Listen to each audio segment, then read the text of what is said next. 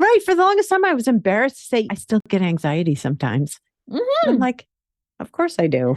Yeah. I'm a human. Yeah. And that's that unrealistic expectation, which is a big part of the perfectionism and I Oh, think that's what comes up in us and as a therapist, that I'm meant to be the perfect therapist with no problems. And I have yeah. to say that's also something that's expected from us, from other people. So I think I do the best job I can of sharing my imperfections and telling Mm. people and telling, whether it's on social media or whether it's my client. I told a client something today. I mentioned, oh, yeah, I ask for help for my decisions. And they're like, wait, what? I was like, absolutely, I ask for help for decisions, especially big ones. I don't make them by myself. And they looked at me like, it's like, no, I don't Yeah. live Yeah. this life alone. And so I think that's so important. That's my tagline, is embrace your imperfections and Yes. authentically be you. Hi, I'm Biz Cush, a life coach and therapist, and your host here on the Awaken Your Wise Woman podcast. We're talking to women all over the world who found their way back to themselves, to their inner knowing, to their intuition, to their wisest self.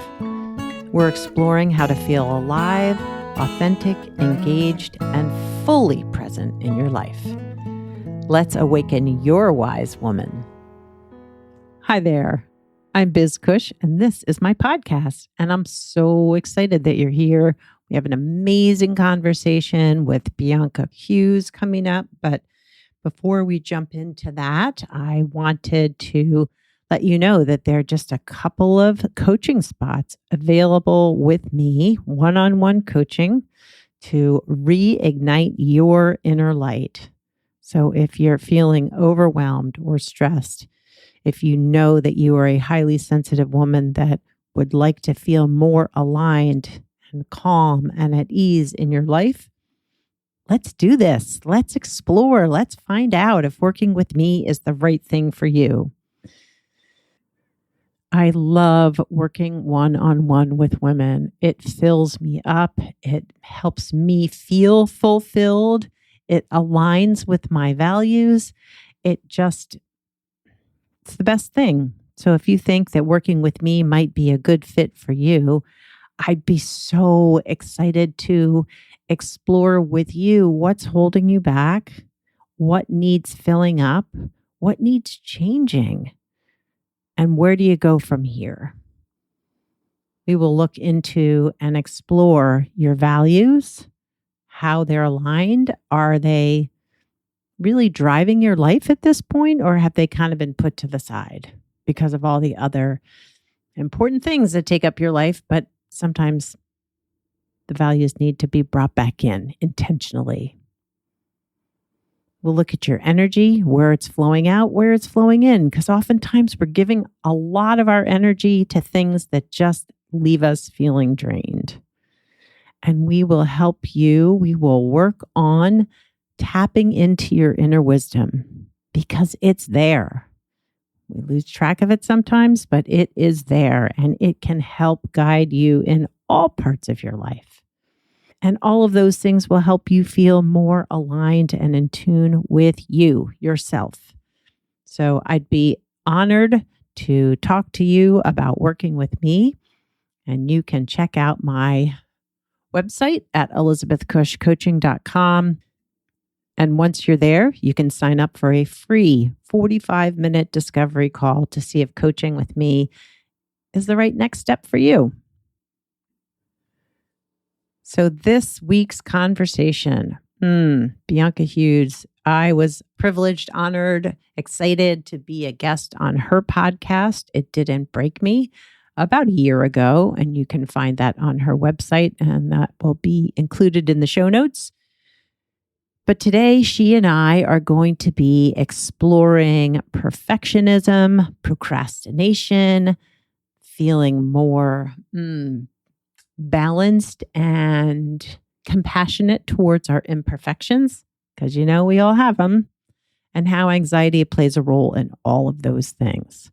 Bianca shared her own story about what brought her to this work, which was beautiful. I always love it when women are willing to share the vulnerable parts of their journeys.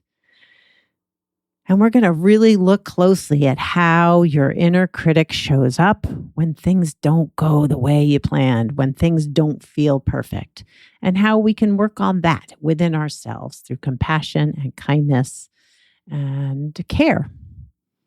So don't go away. Here's a little bit more about Bianca. Bianca Kesha Hughes is setting boundaries and breaking barriers. Known for authenticity and heart work services, Bianca is the ultimate trailblazer in the mental health and wellness field.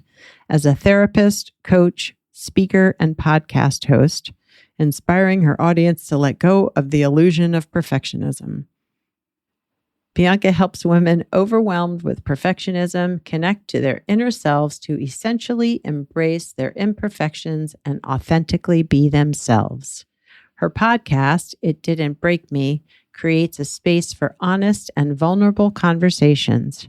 Her guests share their stories on the messy stuff they didn't think they'd come back from, yet they are still here. She shares the transformation that has happened for her as she's learned to work with her imperfections, embracing them, and letting go of perfectionism. So let's jump into this conversation with Bianca Hughes. Hi, Bianca. Welcome to the Awaken Your Wise Woman podcast. I'm so excited to have you. I am excited to be here, Biz. I'm very excited. Yeah. Well, just for the listeners, I got to be on Bianca's podcast. Maybe, was it a year ago? I don't even know. I can't even remember. It was like May of 2022. Yeah. And we had such a great conversation that I said, hey, you've got to come on my podcast too. So if you wouldn't mind telling listeners a little bit about you and what you do. So my name is Bianca Hughes. I am from London, but I live in Atlanta. I have done for the past 17 years. And a big part of what I do, just me as a person, is really breaking barriers and setting boundaries, and in particular, barriers of the mind. And the spaces I get to do that are as a therapist. So I have my practice, Authentically Be You Counseling, in speaking engagements, also on the podcast, It Didn't Break Me, in terms of interviewing guests and them sharing their stories of things they thought would break them. But it did. Again, notice the name Breaking Barriers. And so then I also have an ebook that's come out. It's okay to be imperfect. So those are the different spaces that I work in and, do my work in. Yeah. And so what got you doing? So I know you do work with boundaries, but perfectionism too. Like I know a lot of women can really push to do all parts of their lives perfectly. Yeah. And that can really cause a lot of distress. Yeah. But what got you to want to help with that? With perfectionism. So I always like to share this story because it wasn't a perfect journey. I didn't wake up and say, oh, I want to work with perfectionism. I actually wanted to work with men because I'd worked so much with women, mentoring. I'd worked in a home with women who were sex trafficked. So I'd done a lot of work with women. And so it's like, what about the men? They need some support. But I really felt like God, for me, laid it on my heart, was like, no, it's perfectionism. And I'm like, I don't want to deal with that. I'm over that. I don't want to have to look at myself. I don't want to have to bring these things up. Right. So there was some resistance. I did not wake up and say yes. So after having some resistance and really getting in touch and listening, I said, okay, let's try it out. And it's the best thing I've ever done. It's interesting. Some of the things we sometimes resist can be the best thing for us. And I think it wasn't just for me, it was also for my clients, because to me, perfectionism, I like to say it's either in the driver's seat or in the passenger seat or in the trunk of your car or boot of the car, we like to say in England. And for me, at one point it was in the driver's seat, and now it's really more in the back seat, but it can creep back up. And so I think when it does creep up in me and I work through this stuff, it still means I'm in this space to continue to empathize, connect with the clients and help them, and not be like, this is you. I'm like, no, we're in this together. Yeah. Yeah. Really coming from a place of knowing what it's like to Mm-hmm. just be working with it all the time. I mean, Yeah. to me, perfectionism and anxiety go so Mm-hmm. closely hand in hand. And it wasn't really something I mean, that's something that has come to me just how deeply connected they Mm-hmm. are more recently in my life. And I could see how it can jump in Mm-hmm. perfectionism, even when you think, like, I've got this handled. But I love what you said about when you were considering or thinking about working with men and perfectionism popped up and you said to yourself, like, I don't want, I don't want to have to look at myself, which can be so hard. Mm-hmm. And when you were working through your own perfectionism and issues around that, how did that impact your life? Where did you come from and are now? Because you said it's in the back seat, but what was it like when it was driving Yeah. the car? I think the important thing is to know is I actually didn't know it was driving the car. It was driving the car. And I think a lot of people don't realize it. Yeah. Someone might point it out to them. Like, no, no way. Right. So mine was, I realized thinking back, Hmm. I would always make sure I would work really hard, getting the best grades. My appearance, like there were times my mom would be like, just go to the shop and go and get milk. I'm like, no, I gotta have a shower first. I gotta do all this. And it's like right down the street, like no one's gonna see me. And so that was the one of the things for me, personal insecurities, not feeling like I was enough. And the way that showed up would be in trying to control situations or people. People sometimes will say to me, you always want to be right. And the truth of the matter is, it wasn't about being right. I know this might make sense for some, but not for others, but it wasn't about being right. It was, I was afraid to be wrong because then I would experience rejection. Mm. It was like, I just can't be wrong. It wasn't that I wanted to be right. It was like, I can't be wrong because if I'm wrong, then I'm going to feel this shame. I'm going to feel this rejection. And so Yeah. that's how it would show up in the control, making Hmm. sure not asking for help, trying to do everything all by myself. And so those are the ways personally for me. And then, in my thought patterns, like that's a big part, not feeling like I'm enough, not feeling like I'm fulfilled, always going to the next goal. So I'm very accomplished, right? And that's the thing. Like I'm also a high achiever, but you can be a high achiever and not deal with perfectionism, Hmm. right? But I was a high achiever Hmm. and I dealt with perfectionism. Yeah. And it's almost like one drives the other, drives the, it's like just like a Mm-hmm. constant Keep churn, going. churn, churn, churn, churn. Yeah, yeah, because it never feels like anything I do or anything I did was enough. And so it Yeah. was really trying to connect my sense of worth to performance. Mm. And I find that, at least for myself, and I think this is probably true for other therapists, that this sense of feeling accomplished enough to be a good therapist can really push that accomplishment perfectionism. Like, how much training do I need? Yes. How many certifications do I have to get? Yeah. And that's Yeah, exhausting. it is. And it's hard because one of my therapists told me one time that our field is not rewarding in the sense that we don't always hear back from a client. This True. is good.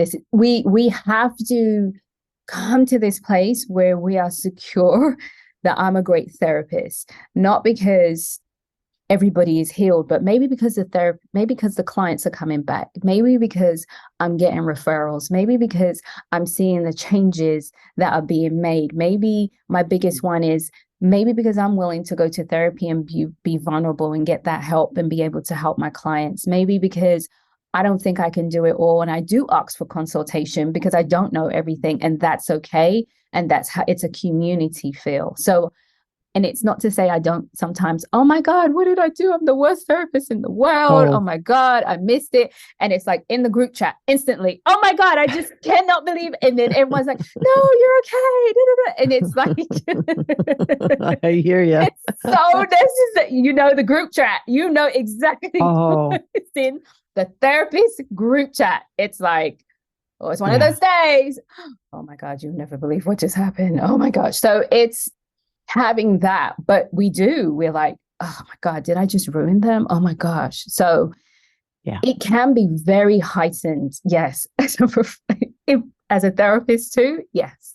Yes. Yeah. And just that sense of responsibility in the Mm-hmm. session with the clients that can really, yeah, just feel heavy sometimes. But Mm-hmm. I really appreciated your sharing just that need for the community support Mm-hmm. because I know Mm-hmm. how much that has helped me. Yeah. And, without consultation, I don't know what I would, and my own therapy, right? I Yeah. mean, this has been, Yeah. yeah, I know I'm a better therapist because of my own therapy. Yeah, exactly. And those are the things you have to grasp on. But it's like, oh, Yeah. well, is something wrong with me because I go to therapy? Oh, for the I think longest I'm a time, bad. right? For the longest time, I was embarrassed to say I still get anxiety sometimes. Yeah. And I'm Hmm. like, of course I do. I'm Yeah. a human. Yeah. And that's that unrealistic expectation, which is a big part of the perfectionism is, and I Oh, think that's what comes up in us and as a therapist that I'm meant to be the perfect therapist with no problems. And I have yeah. to say that's also something that's expected from us, from other people. So I think I do the best job I can of sharing my imperfections and telling Mm. people and telling whether it's on social media or whether it's my client. I told a client something today.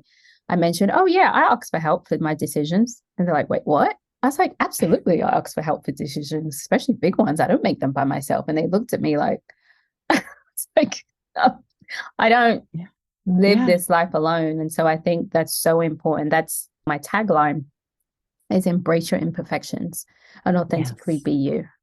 Yes. Yes. Yeah. I love that. I was Yeah. looking at your website today and I was like, oh, I just love that. And how did you know, or when did you know that something for you needed to shift, that the perfectionism was something you wanted to work on to help relieve some of this distress for yourself? You want to grad school? Yeah, right. Oh my gosh. Don't, Yeah. don't ever read the DSM and you're feeling the worst in your life because you will think you are every single diagnosis in the Oh my DSM. gosh. That is so I think true. it was That the is so DSM. I true. think it was between the DSM class, learning about diagnosis, and married the family class. I'm like, Okay. oh, something's not okay here. No, yeah, it was grad school. Grad Yeah. school. Yeah. I Yes, was going to say, I think absolutely. my insecurities, my anxiety, my recognizing how much my trauma Hmm. was impacting me, I was just like, oh, I've got it all. Yeah, yeah. So Yeah. that was a defining moment, and I had a great therapist, thankfully, who has done that, really helped me and uncover that. So that Mm. was what it was for me. Yeah. Yeah. Yeah. I hear you. I totally hear you. And so, for listeners who maybe are recognizing that perfectionism is something they need to work on or want to know more about, like, how do you help your clients embrace, and how have you helped yourself embrace Mhm. imperfection? Because Um, that, I know Brene Brown has that book, and I know a lot of people have heard Brown on imperfection and shame and all of that, but I think it's harder to really conceptualize as us for the everyday person. hmm. So the first thing is awareness, right? So we're talking about the definition. For me, is my definition is a consistent and exhausting cycle of trying to be enough. Mhm. And the awareness is also this can happen in any area of your life. So it Yeah. might happen in your career, but it might not happen in your parenting, or in your parenting, but not in your career. It could happen in your money. It can happen in these different areas, in our relationships, in our romantic, in our expectations, in our sex life too. Like it, when you're thinking about Oh, sex yeah. and performance and all these things. So Yeah. understanding that it can show up differently and understanding how it shows up for you. So I like to say to people that teaching them that language of not enough. I don't feel like I'm enough. I don't feel Yeah. like I'm doing enough. I don't feel like I'm good enough, right? And so kind of like that Brene Brown, when she talks about the shame. So understanding what it's like for you, what you do, how you respond. I talked about controlling and not wanting to be wrong. Mm-hmm.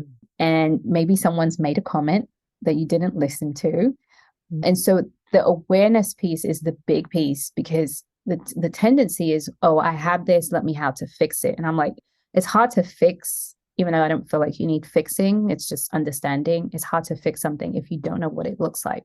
So what it looks like and what it sounds like, what actions are you doing? What's the self-talk in your head? And I think that's a big piece. And then understanding this is not your fault. Mm. Right. And Mm-hmm. there's so much shame around it, not being fearful of being wrong, fearful of making a mistake, fearful of the root issue is the fear of rejection. And you weren't born like this. This is part of your experiences, and kind of understanding that. So once people can understand that, then we start looking at the critical self-talk, because we tend to be really mean and harsh on ourselves. Yes, we And how do. can we be kinder? And then I mentioned the unrealistic expectations. You have 10 items on your list and you expect yourself to get that done in an hour. That's unrealistic. Okay, so let's look at, and then when you don't, you feel embarrassed, you feel shameful, and you start beating yourself up. So let's take a look at the things that you have going on that are causing you overwhelm and anxiety. Put them down on a piece of paper. And let's begin to see what's in our control, what's out of our control, what can we delegate, what needs to be done, what's a priority, what can wait, right? And because in your head, everything's a priority. But on paper, you're like, oh, this is not important right now. And so having some of those tools in place and kind of things in place gets it going. So now this client can understand, okay, this is how I handle when this happens.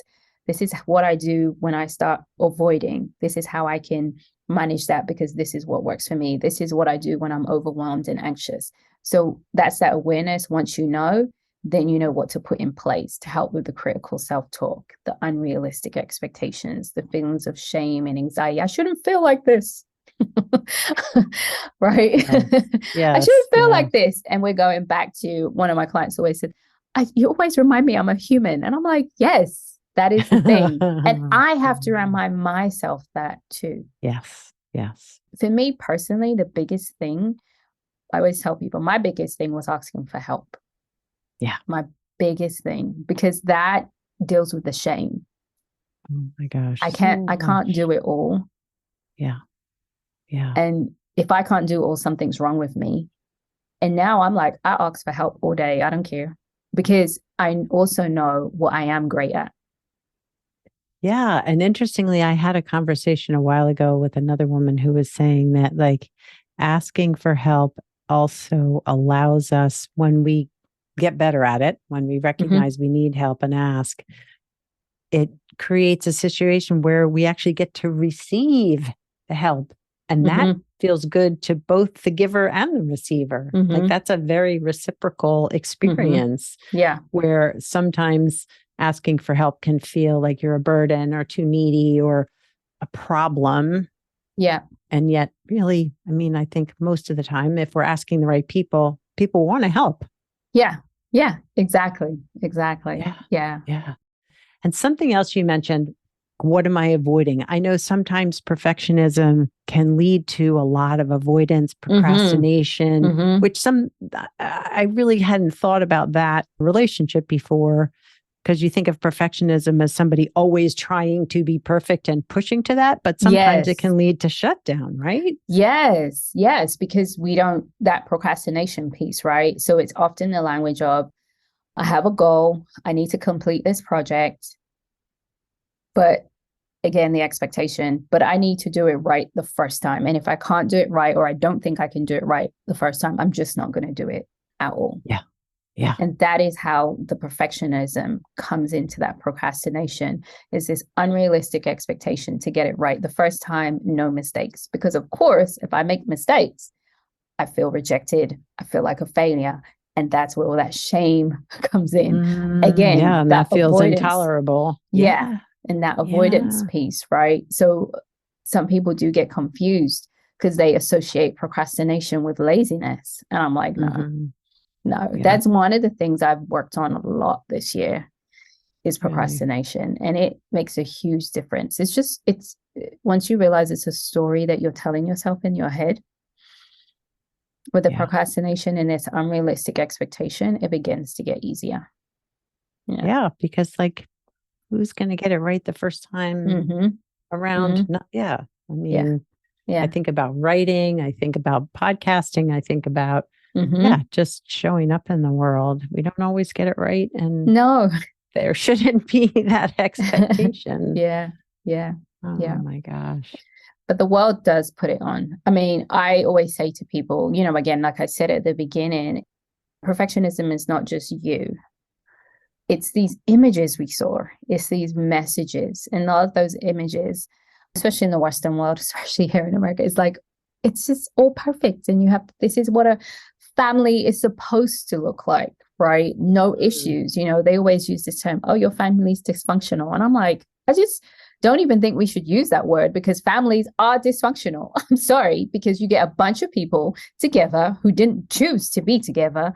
And now we've got to be in relationship with each other. Yeah, there's gonna be some dysfunction there. Like it's Yeah. gonna happen. And Yeah. so understanding that they use these images and things like that make us feel like, oh my God, I'm not doing it right. Because I'm looking over here, comparing myself. And that's that other piece, right? Comparison. Oh my gosh. And social media has just Yes. amplified that Yes. Yeah. 120%. Yeah. Oh my gosh. Yeah. Yeah. Yeah. Because I feel like even in the social media sharing where somebody's like, oh, I had this horrible day and I did all these things that were whatever, made all these mistakes. But then I learned this great lesson and my life is perfect because I came away from it with this beautiful, so it's like, yeah, you're showing that things aren't perfect. Mm-hmm. And, you're Mm-hmm. creating this scene where we all come out of it with like rainbows Mm-hmm. and butterflies, which Mm-hmm. doesn't always happen. Yeah. Yeah. So Yeah. yeah, totally agree with you. So, how has for you shifting this dynamic with perfectionism and striving to be perfect, doing your own work, what's shifted in your life for you? What's changed? So many things. Well, I'm going to share the ones that come to my head because I always feel like that's the message that needs to be shared. But I Mhm. can see myself. Oh, I love that. I can look in a mirror. There was a time I was saying to someone recently, I could look in the mirror and I could not see me. Yeah. I was like, who, picking myself apart. And I can look in the mirror and I think I can look in the mirror and say, oh my gosh, you're so beautiful because I see me within, which has Mm. enabled me to see me outside on the outside. Yeah. Right. Yeah. I see my value. I connect to my value. I know I have value. I know I'm enough. And those things have kept me rooted for me. And that has then resulted in this sense of freedom Mm. that I don't always have to be worrying about what other people think and I notice I said always, don't ever think I don't think about what is someone thinking, but I'm not always thinking about it. There's a Yeah. difference. I'm not Yeah. consistently. It's not hampering me to make everyday decisions, right? And Yeah. I don't settle. Hmm. I don't settle in anything. And we're not just talking romantic relationships. We're talking about in business. We're talking about in friendships. We're talking about how I'm treated wherever I go because I know I'm enough and I know I don't that level of respect and I know I don't have to please people. And so I don't do that. So I see myself, there's freedom. I don't settle. I talked about freely asking for help. I was talking Yeah. to a friend today about an issue I was having. I was like, oh, I'm good. I'm so sorry. I'm just sharing it. Well, it was a therapist friend.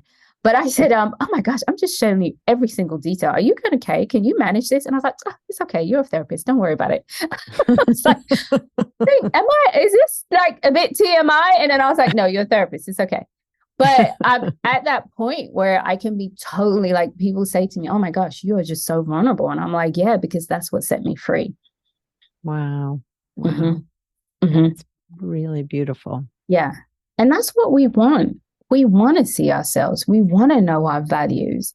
And we're searching for it in the performance or in people pleasing. Yes, people pleasing can come up in perfectionism for anyone who's, yes. So much. Yeah.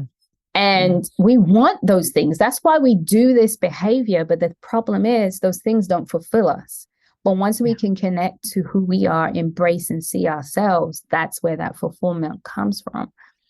Yeah. Well, it's like that trust that we're going to be safe in our imperfections, in our sharing, in our vulnerability, that not that everyone can receive that from us, but that we're safe if we choose to share it. Yeah, exactly. Exactly. Yeah. Well, if you had some words of wisdom that you felt were important to share with the listeners today who maybe are struggling with perfectionism or people pleasing, what would that be? Words of wisdom. I can sit here all day and tell you that you're enough, but what gets in the way of you believing that you're enough? What are the stories you tell yourself? What are the messages you've been told? What are the things you see that get in the way of you believing and seeing that you're enough? And write those down. Yeah. Start from there. And it could be any situation. You could be really developed and really secure in who you are, but then a new area comes in your life and something new, and you feel insecure and you feel like an imposter. It's probably because you don't feel like you're enough.